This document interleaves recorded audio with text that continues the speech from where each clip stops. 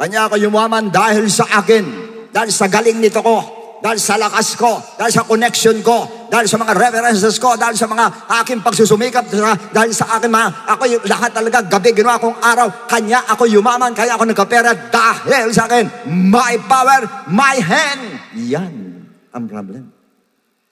Nalimutan niya kung sino talaga ang nagbabala. Naniniwala ba kayo?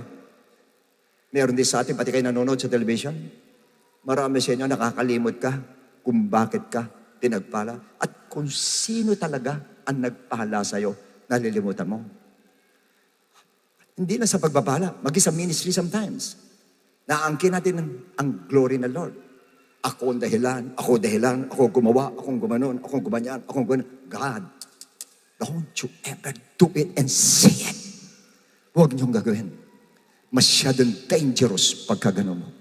Very dangerous po. Alam niyo kung bakit? Yan po pag-agaw ng glory sa Lord.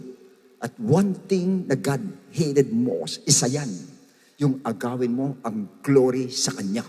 Because for your information, all the glory belongs to God.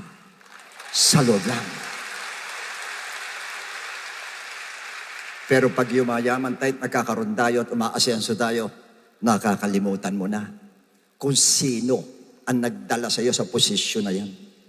Nalilimutan mo na kung bakit ka nagkaroon ng ganyan. Sino talaga ang gumawa niyan para sa iyo.